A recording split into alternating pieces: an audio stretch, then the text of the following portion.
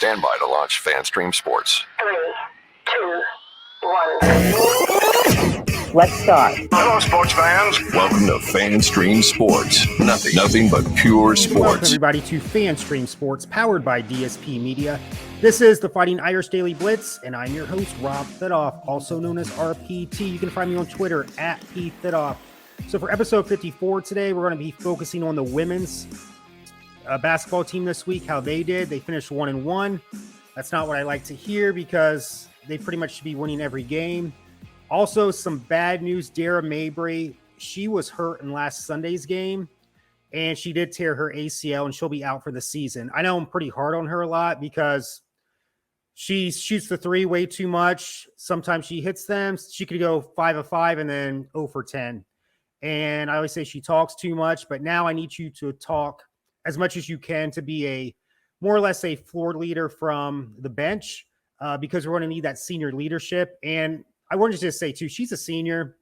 This is a last year. She's used her COVID year. She's used her any eligibility she can have. This is it for her. The lone senior on the team. It really sucks for her. So now the best thing she can do is just lead from the bench. So Dara Mabry out for the year. So Thursday night, this was the first game without Dara. And as I mentioned last week, I thought we could now use our height to our advantage because she was the smallest player on the team. Now Coach Ivy would more or less focus on the inside game a little bit more. And she did that, especially in the second half of this game. We actually trailed.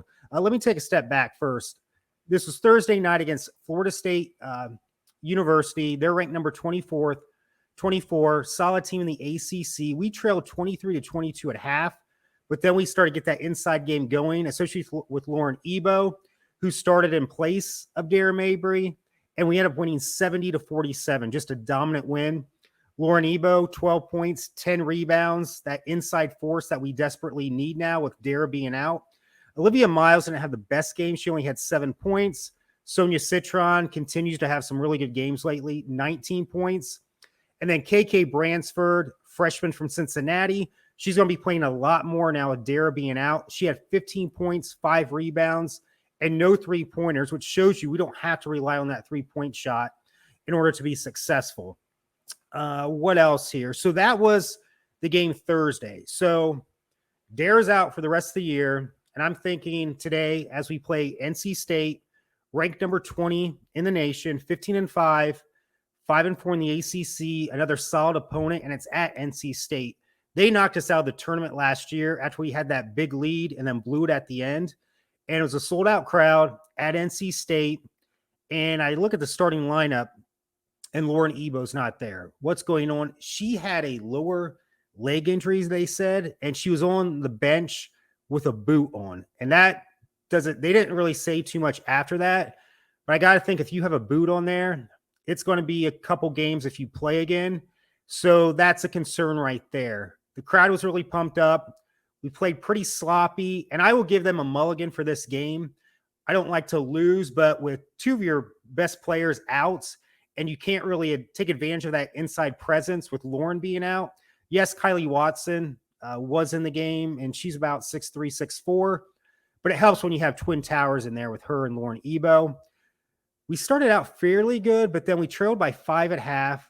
However, after trailing by 16 points, we make a great run. And ironically, it's from Cass Prosper, the talented freshman that just joined the team early in relief from Canada. I love her energy, but there's going to be some growing pains with her. She can hit 5 shots in a row, but then miss 10 in a row and have turnovers as well. She ends up hitting 2 3-pointers, and we cut the lead to 3 points. And then we have ample opportunities to either tie the game, go down by 1 point, more or less make a run. I think we have 3 trips where we end up getting, I think we had a turnover and then missed 2 layups. I can't say that if we had our chances, end up losing 69 to 65. And here's another thing. Let me take another step back. It was 69 to 65. We end up getting the ball back with about 23 seconds left. And Olivia Miles, he didn't have another good game today. She struggled again. She dribbled way too much. I mean, way too much. We end up like eating about 10 to 12 seconds. Coach Ivy, even she calls a timeout because everybody's passing up a shot. And then we end up getting a shot off with like about 2 seconds left. Long story short, we just took way too much time when we had 23 seconds left in order to extend the game, more or less. So 69 to 65. I'm not accepting a loss right now, but with a player out last minute, or I don't know if she got hurt during the Florida State game, but Lauren Ebo, we definitely missed her presence today. And Coach Ivy needs this week to work some things out with. She did a good job last week with Dara being out, and we had that great game against Florida State. But now with Lauren out, we got to tweak some things in order to still be competitive. I'd hate to say competitive, to make a run in the NCAA tournament, because we're going to be competitive. It's just now what I'm concerned about. If Lauren Ebo is going to be out for an extended amount of time, or let's just say worst case scenario out for the year, that's going to be a problem, because now our height advantage just dwindled big time. So let's get into the stats right here. Maddie Westbeld had a decent game, 19 points, 12 rebounds. Oh, no, I'm sorry, 19 points and 13 rebounds. Olivia Miles, she did have 13 points, 6 rebounds, 5 assists. Or no, 13 rebounds, 6 assists, 5 turnovers. That's what I'm getting at. Sonia Citron, 11 points, 5 turnovers. Cassandra Prosper, or Cass Prosper, I should say, 11 points, had those 2 3-pointers to cut the lead to 3, but we just couldn't get over that hump. In theory, we should have won this game.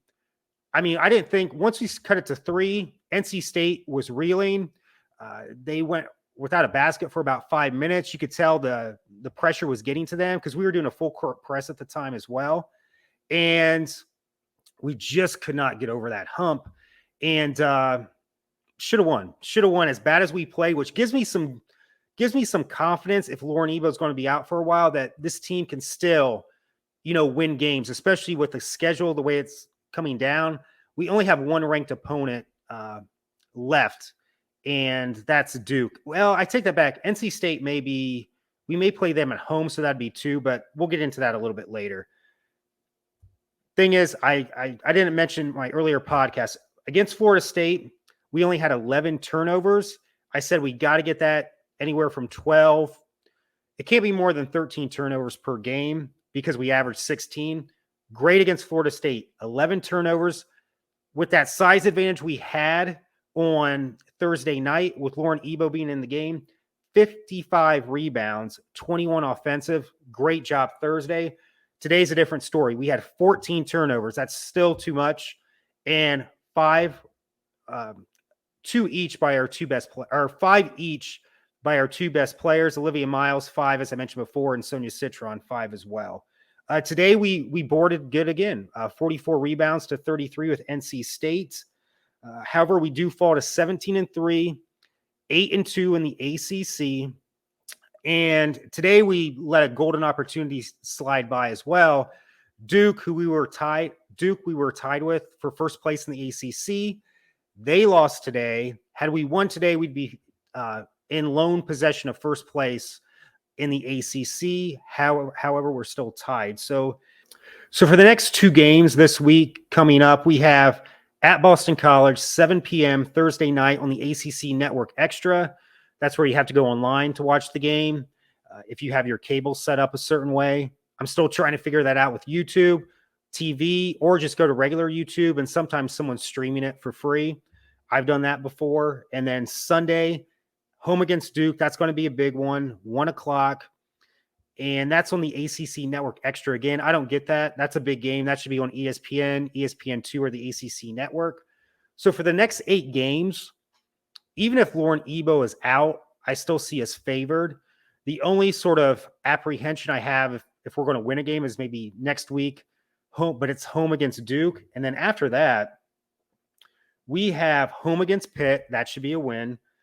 Home against Syracuse, that should be a win. So we have 3 games in a row, which is great.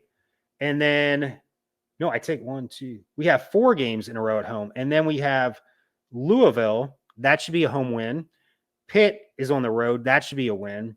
And then Georgia Tech is at home. That should be a win. And then at Louisville, that could be a little tricky. But what I'm trying to say is, of these 8 games, we will be favored in all 8 unless we just get a rash amount of injuries again. And if we cannot somehow adjust with Lauren being out, hopefully it's just another game or two. But if she's out for the year, I'm not feeling as confident as making a Final Four run is what I'm trying to say. But we'll see what happens. It's still a lot of games to be played.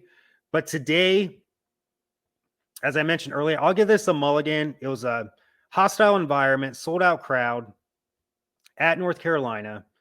Lauren Ebo, I didn't know if they were expecting her not to play, but she was in a boot. So first game without her. And NC State kind of just, more or less dared Notre Dame to shoot the 3-pointers. And we just couldn't hit them. We did hit, though. I believe we hit 6. Yeah, we hit 6 3-pointers today. Yeah, we were 6 of 23 as I check my notes here. But we just didn't look in sync. And maybe just, having the 2 of one of our, I want to call best players, but 2 of our solid players with her and Dara being out now together.